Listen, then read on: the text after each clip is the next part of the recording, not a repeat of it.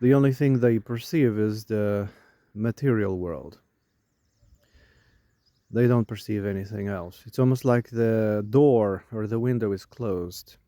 They only believe, they only can sense. These have a rigid minds that take everything literal.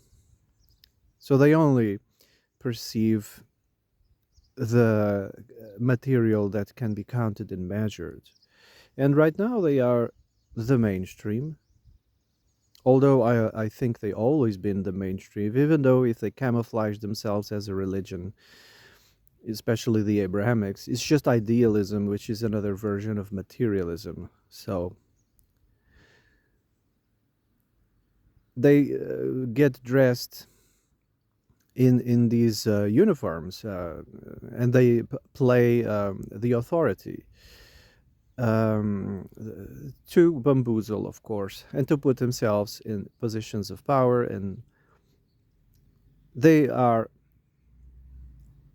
their essence is hyper materialism, nothing more. If they set themselves as the head of a religion, quote unquote, it's just to control power, money. For money, power is their objective. Everything they do is for the sake of economics. If they say they are religious, no, it's not. It's economics. If they say they are a certain political or belief or philosophy, no, no, no. Everything is before them is economics. Everything, economics, power. They only see the world through that.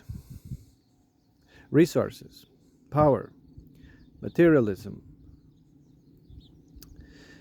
Um, Whenever they inject into the elbow or any part of the body with those substances, um, they concoction in laboratories. These are priests. These are priests, and in their churches, in their temples, and they are coming up with these transubstantiation products. Yeah, it's similar to the soma. It's similar to the those beverages from South America. What's it called? Um, it's similar to mushrooms. It's similar to those things. It's their aversion. They call them smactionations, and these are all byproducts that they concoction in laboratory. They don't exist naturally in the world. You see, they don't exist naturally in the physical, in the body. They have to be concoctioned, tampered, and the only way you're gonna be exposed to those things is if they deliver it to you through this transubstantiation ritual. You see, the only way you're gonna get what they call a Cyrus is if they put it into you. And doing so is almost like claiming a piece of land, claiming ownership of this body. They are, putting a flag, it's ours, you see? We've colonized this area. They are claiming ownership. And, how did they manage this? Fear. It's a slippery slope. For their intentions always was to claim ownership. They are obsessed with owning everything, owning the physical. So now it's going completely. You see, they've tried this many times.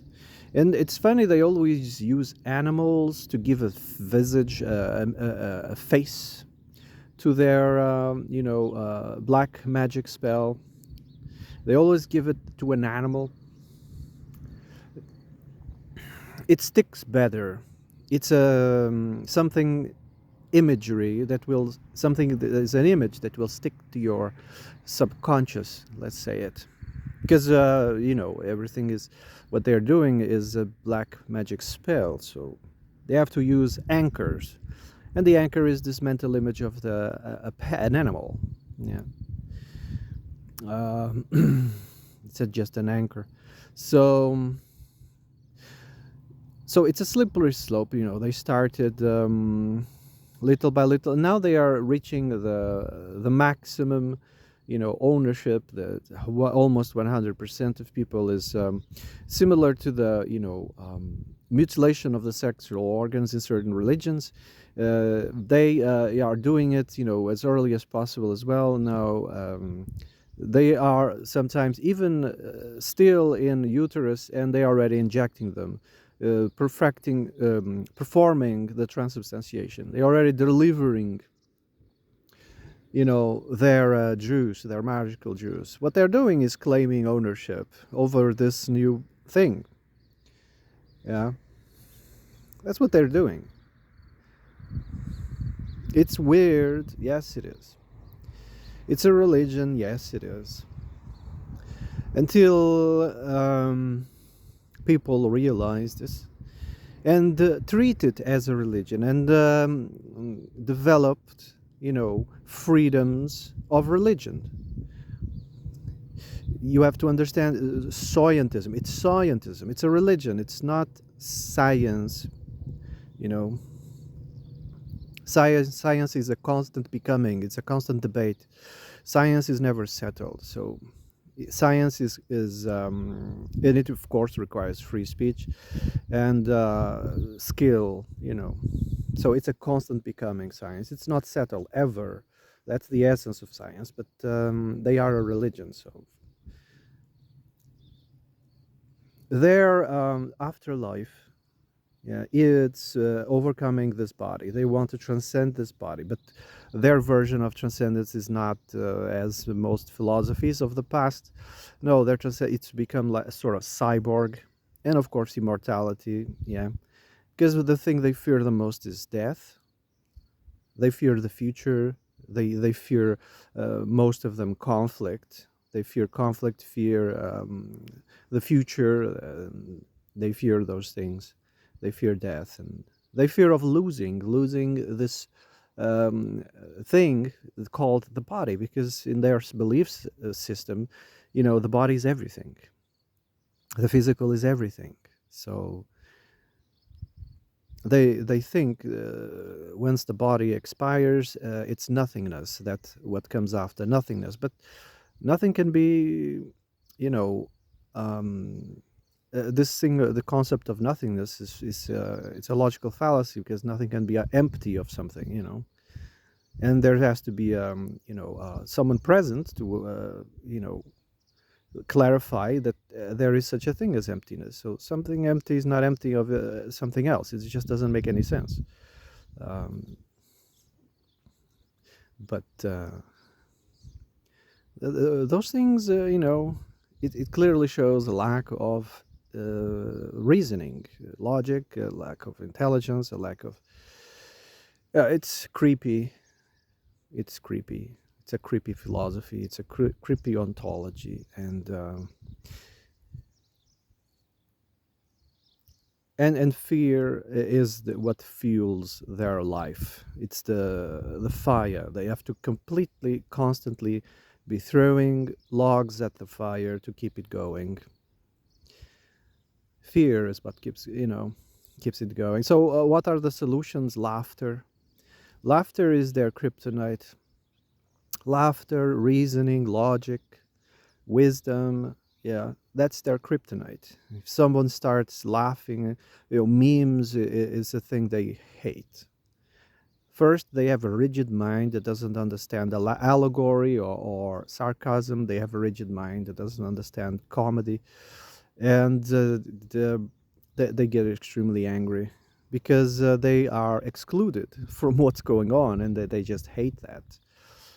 They think they are the highest intelligent form in the world, even though all the testing that they developed is a fallacy, you know.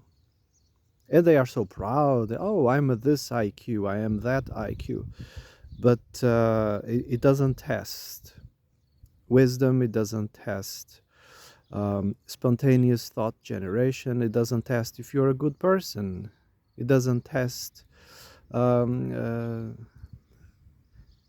what's being a human. A thing that I've heard, because I never took these things, but I've heard that if you are a positive person, you actually can score 15 points plus than the pessimist type. So if you are a confident person, even though you are dumb, but if you are confident, the test will grant you 15 extra points. But if you're not confident, if you had a bad life, you're kind of a pessimist, and you will score way less.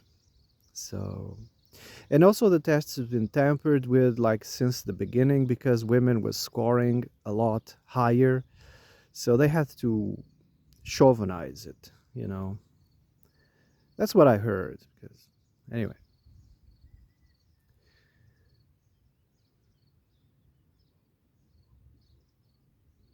so yeah, I think I'm gonna shut up. Have a nice day.